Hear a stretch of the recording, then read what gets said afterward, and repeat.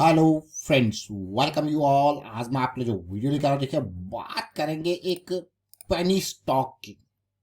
बहुत ही छोटा स्टॉक, लेकिन आज की डेट में आप देखोगे लार्ज कैप कैटेगरी का स्टॉक बन गया। एयरपोर्ट एयरपोर्ट का ये स्टॉक है। तो चलिए, ढेर सारी चीजें सीखने को है इस वीडियो के माध्यम से। कुछ सीखेंगे, समझने की कोशिश करेंगे, प्राइस सेक्शन में कुछ समझेंगे और किस तरीके से ये स्टॉक जो है, जो पेनी स्टॉक हुआ करता था, आज कहाँ पे है, किस तरीके का सिचुएशन है, वो सारी चीजें सीखेंगे। और आगे बढ़ने से पहले मैं आपको बता दूं, अगर आपने अब तक चैनल को सब्सक्राइब नहीं किया तो जल्दी से सब्सक्राइब कर ले, बेल आइकन को प्रेस कर ले, जिससे आपको नोटिफिकेशन आती रहेगी।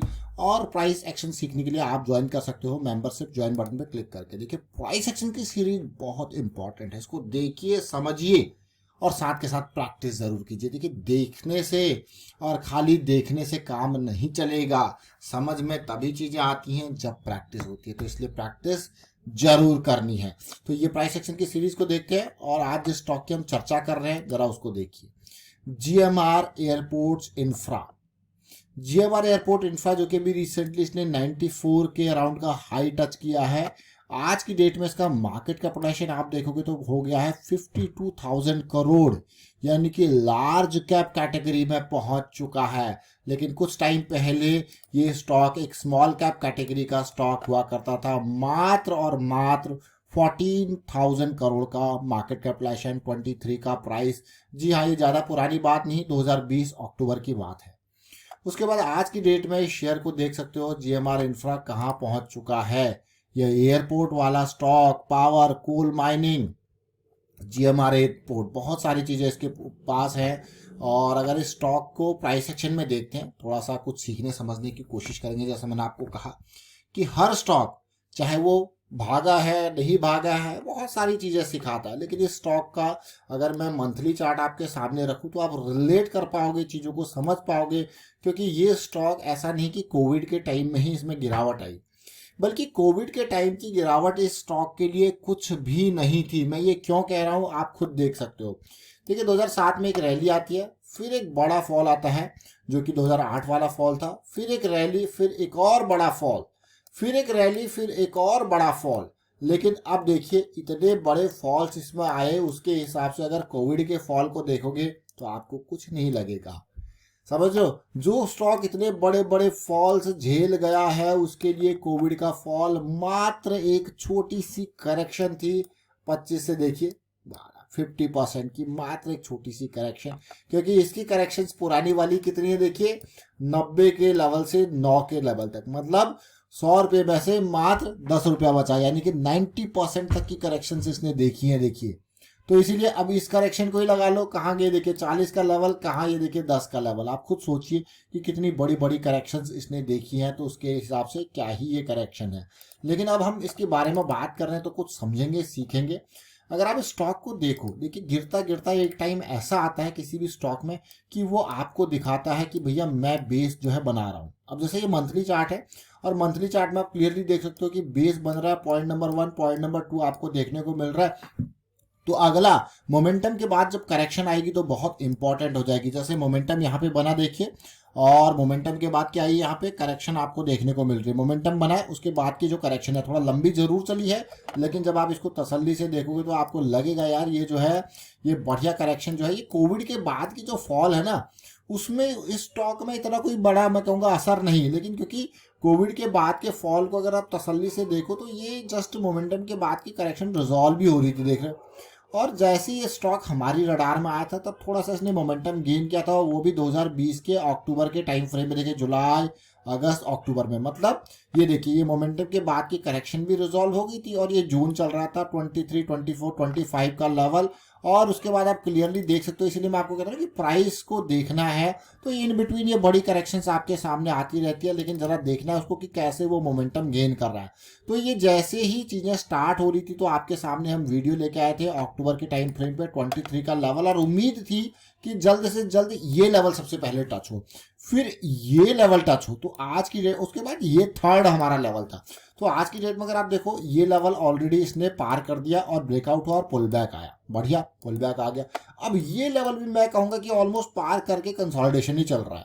है कि नहीं? ये देखिए, तो क्या हुआ, अब आपको लगेगा यार ये स्टॉक ज़्यादा भागा नहीं है, लेकिन जब आप परसेंटेज वाइज देखते हो तो ये 20-22 के लेवल से इस लेवल तक जाना 200-300% की रैली है, और ऊपर पीक पे जाना ऑलमोस्ट 445% का जंप है इस लेवल से जहां से इसने स्टार्ट किया। तो पेनी स्टॉक जरूर लग रहा था, लेकिन अब देखिए कैसी सिचुएशन है, देख रहे हो ना कि अब इसका मतलब ये है कि कभी भी कोई स्टॉक को आप गिरे हुए स्टॉक को देखो तो मैं आपको यही कहूंगा कि उसको एक नज़र बड़े टाइम फ्रेम पे बड़े एंगल से जरूर देखें।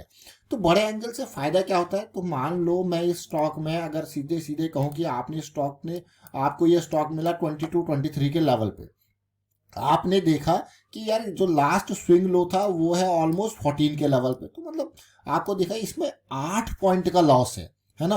अगर मैं यहाँ पे इस लेवल पे कहीं एंट्री मारता हूँ तो ऑलमोस्ट 8 या 9 पॉइंट के आसपास का स्टॉप लॉस मेरा लगेगा। यानी कि अगर मैं 1000 शेयर भी यहाँ पे खरीदता हूँ तो सीधे सीधे 8000 का लॉस आपको देखने को मिल रहा है। तो क्या सबसे पहले क्वेश्चन आपका अपने आप से होना चाहिए, क्या 8000 का लॉस लेने को तैयार हो? अगर हाँ तो आगे जाना है, अगर नहीं तो सबसे दूसरा क्वेश्चन अपने आप से पूछना है भाई कितना, इतना नहीं तो कितना लॉस लेने को तैयार हो? आपने कहा भाई 8 नहीं 4000 का लॉस लेंगे, तो 4000 का लॉस लोगे तो कितना क्वांटिटी आप अफोर्ड कर पाओगे?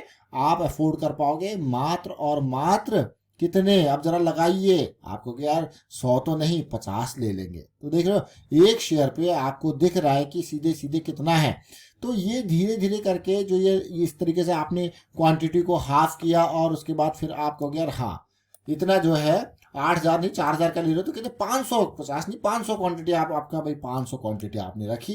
अब देखिए 22 से कहाँ है 92 के लेवल तक का हाई बना है, तो आप कहोगे यार ये तो कहाँ 22 और कहाँ 92, है कि नहीं? कितने कितने पॉइंट ऊपर गया, क्लियरली देखिए गया कि नहीं गया? 22 से लेके 92 आप कहोगे यार ये तो सीधे सीधे 70-72 पॉइंट ऊपर चला गया, है ना। तो 70 पॉइंट की रैली, मतलब जो आपने रिस्क लिया था, जो 500 शेयर लिए थे वो आपको अब बढ़िया रिटर्न दे के गए। तो ये आपका risk management wise thought process, लेकिन बड़े टाइम फ्रेम वाइज जब हम सोचते हैं तो हमें पेशेंस रखना होता है। अब इसी कंसोलिडेशन को अगर मैं देखूं यहाँ पे 24-25 के लेवल की जो कंसोलिडेशन थी उसको आप खुद देखिए, कितने कम से कम 6 से 7 महीने इसने यहाँ से भागने में लगा दिए। जब भाई इस तरीके से कंसोलिडेशन, इस तरीके से पेशेंस चाहिए होता है। देखिए फिर रैली आई, फिर अगली करेक्शन को देखोगे तो आप, मैं अगर टाइम वाइज भी इसको देखूँ तो आप खुद देखिए, ये पीक बना, पीक बनने के बाद नीचे जरूर आया, लेकिन इस पीक को वापस जाने में इसने कितने 17-18 महीने लगा दिए, जो कि अपने आप में 18 कैंडल्स मतलब 18 मंथ्स का मतलब है सीधे सीधे आपके 1.5 साल का टाइम इसने लगा दिया। तो इस तरीके का पेशेंस चाहिए होता है बड़े टाइम फ्रेम में। अब मैं आपको वीकली चार्ट पे लेके आता हूँ। देखिए वीकली चार्ट में ये सारी चीजें जो स्टार्ट हो रही थी उस टाइम पे, वो जो प्राइस साइकिल आपको देखने को मिल रही है, जो कोविड का फॉल था वो मात्र एक करेक्शन था। देखिए ब्रेकआउट के बाद का पुल बैक था, और उसके बाद जब हम आपके लिए लेके आए थे तो ये जोन भी पार हो गया था, ये कंसोलिडेशन चल रहा था। तो सब चीज़ें साइकिल के क्लोज थी, बहुत ही क्लोज चीज़ें चल रही थी, और रैली पुल बैक आते रहे। और इवन मैं आपको डेली टाइम फ्रेम पे भी लेके जाऊंगा तो कुछ वहां से भी आप सीखोगे। जैसे मैं आपको कहता हूँ बार बार की सीखने को बहुत कुछ। आप देखिए डेली में कई बार करेक्शंस आए, ये वाली टाइम थी जो चल रहा था डेली की, बहुत ही क्लोज साइकिल चल रही थी। फिर देखिए रैली, फिर बेयरिश साइकिल बुलिश में टर्न हुआ, और किस तरीके से यहाँ पे आपको पॉजिटिविटी देखने को मिल रही है आज की डेट में। एयरपोर्ट का बोलबाला है। तो अगर आपने ये वीडियो पुराना वाला नहीं देखा तो जरूर देखना है इसको, आप ढेर सारी चीज़ें सीखोगे इनके माध्यम से। ये देखिए किस तरीके से प्राइस एक्शन उस टाइम पे बन रहा था, वो थॉट प्रोसेस, क्योंकि आज तो स्टॉक भाग चुका है, लेकिन वो थॉट प्रोसेस कैसे बनता है, क्या बनता है, ये पुरानी वीडियोस को देख के आप और रेफर कर सकते हो। फिलहाल मैं वाइंड अप करता हूँ वीडियो को, आप शेयर कीजिए, लाइक कीजिए, प्राइस एक्शन सीखते रहिए, प्रैक्टिस करते रहिए, and thank you for watching the video.